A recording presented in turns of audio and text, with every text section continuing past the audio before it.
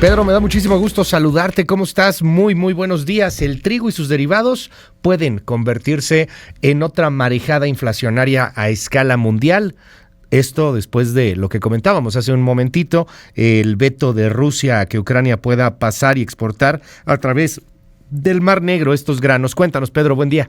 Luis, buenos días, qué gusto saludarte. En efecto, nuevamente el conflicto entre Rusia y Ucrania puede convertirse en el principio de una nueva marejada inflacionaria a escala mundial, originada fundamentalmente en los granos básicos y en alimentos que son indispensables para atender las necesidades del mercado mundial.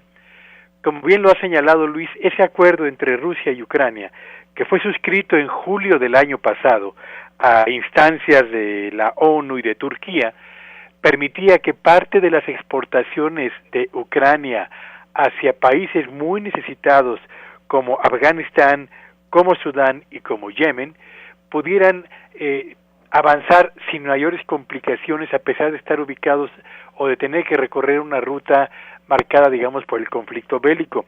Pues a partir del lunes de esta semana, Rusia ha decidido no renovar ese acuerdo y con base en lo que ha ocurrido recientemente, que son fundamentalmente bombardeos durante 4 días consecutivos a los puertos ucranianos, ha aumentado la preocupación a escala mundial por una eventual interrupción en las exportaciones necesarias procedentes de Ucrania para atender la demanda regional y consecuentemente mantener el orden que se había empezado a restablecer en el mercado mundial de alimentos, con lo que esto podría evidentemente provocar en principio un despegue fuerte en los precios del trigo y sus derivados, pero también del maíz y de los derivados del maíz. ¿Por qué razón? Bueno, pues porque los países que ahora van a enfrentar problemas de aprovisionamiento de granos básicos y cereales van a tener que acudir a América o a Asia a buscar a los proveedores que hoy no pueden encontrar en Ucrania. Y en la medida en la que este ha sido un año no muy bueno en materia climática a escala mundial, la producción de granos básicos tampoco ha generado números muy alentadores.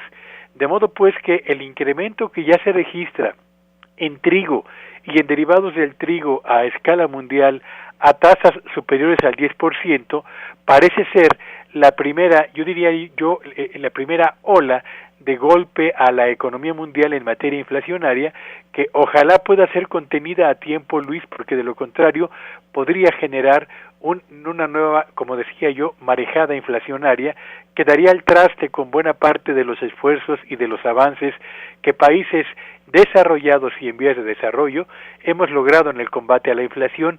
México se encuentra en este momento entre las economías con mayores avances en la desaceleración misma de los precios, pero como sabemos, en la medida en la que somos un país dependiente de la importación de alimentos procedentes del exterior, eso nos coloca en una condición de vulnerabilidad frente a cambios intempestivos en los precios internacionales de alimentos, particularmente de los granos. Ojalá que se restablezca un acuerdo para permitir que esa vía de comercio humanitario se restablezca a la brevedad posible y evitar que nuevamente los avances en materia de inflación se conviertan en una pesadilla para la mayor parte de las sociedades del orbe, Luis.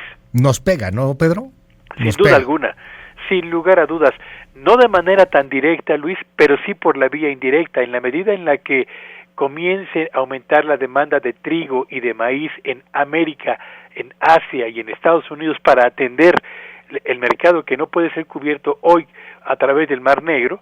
En esa misma medida va a empezar a reducirse la oferta, va a empezar a elevarse la demanda de estos granos y se va a empezar a incrementar el precio y consecuentemente el efecto dominó que esto va a generar va a terminar por afectar a nuestro país, Luis.